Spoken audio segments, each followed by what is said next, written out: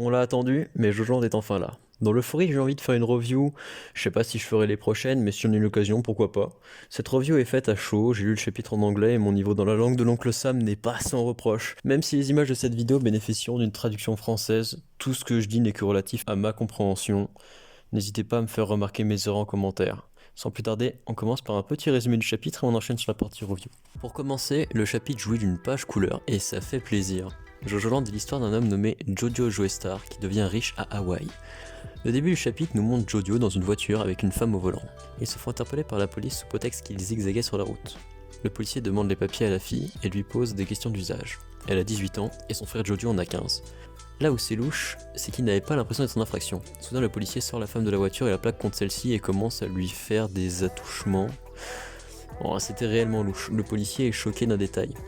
La fille serait en réalité un homme. Jojo sort au KLM de la voiture, le collègue du traqué l'interpelle mais se retrouve au sol. On aperçoit le stand de Jojo. Son frère lui s'occupe de son agresseur à l'aide de son stand et lui déplace les yeux. Puis les deux frères effacent leurs traces. Ensuite ils vont vendre de la drogue. Leur mère vit une vie millimétrée où elle est aimée et protégée parce que ses deux enfants la protègent dans l'ombre. Par la suite, Jojo va au lycée afin de continuer de vendre de la drogue, mais surtout pour ce qu'il appelle le mécanisme. Ce sont des sortes de règles implicites au monde qui font la place de certaines personnes plus que les lois de naissance. Il donne un exemple entre lui et un enfant de bonne famille. Lui est entouré et respecté car il respecte le mécanisme, alors que l'autre devient une victime.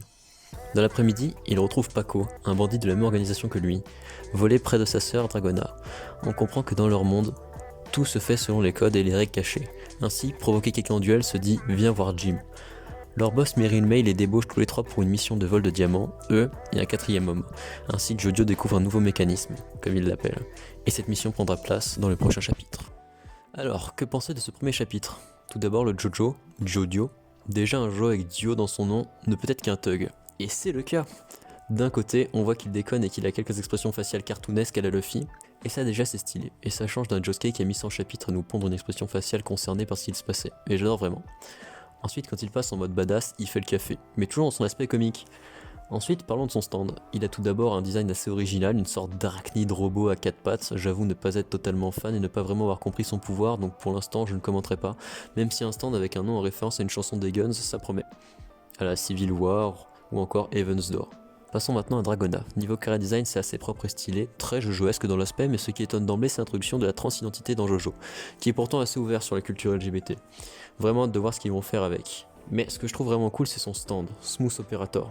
Ces sortes de petits Wally qui déplacent les choses, tels que les yeux ou les lettres de la plaque d'immatriculation, franchement pour moi c'est une porte ouverte à de grosses dingueries, et j'avoue que c'est mon stand préféré des trois présentés dans le premier chapitre. Quant à Paco, bon là il me semble trop classique, aussi bien dans son aspect que dans son pouvoir. Pour moi il a une allure de personnage secondaire. Le dernier point sur lequel je voulais revenir est la manière de fonctionner de la mafia et de la société de la partie, qui je pense va être un des sujets principaux. Déjà pour commencer, on a une vision de la mafia un peu à la Golden Wind mais avec une vibe un peu différente car les personnages sont déjà bien ancrés dedans et savent se servir de ces rouages. Qui plus est, ils jouissent déjà d'une bonne réputation et de la confiance de leurs supérieurs. Quant à la notion de mécanisme qui a l'air d'être maîtrisée et identifiée par Jojo, elle est très intéressante et montre bien les règles internes de la société qui font des gens ce qu'ils sont et qui définissent leur position. Et l'on voit bien déjà l'apparition d'autres mécanismes dès la fin du premier chapitre. On sent que celui qui prend connaissance de ces règles va pouvoir s'en servir pour maîtriser sa position et son destin au sein de la société.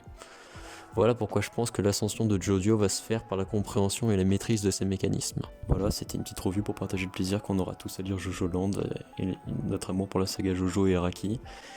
Dis-moi ce que t'en as pensé pour que j'essaie de m'améliorer. Je sais que la première était très courte et j'essaierai de faire plus long pour les autres, mais j'espère que ça t'a plu. Bref, si cette vidéo t'a plu, tant mieux. Si elle ne t'a pas plu, j'en suis désolé. J'essaie chaque jour de m'améliorer, alors laisse une critique constructive. Allez, salut!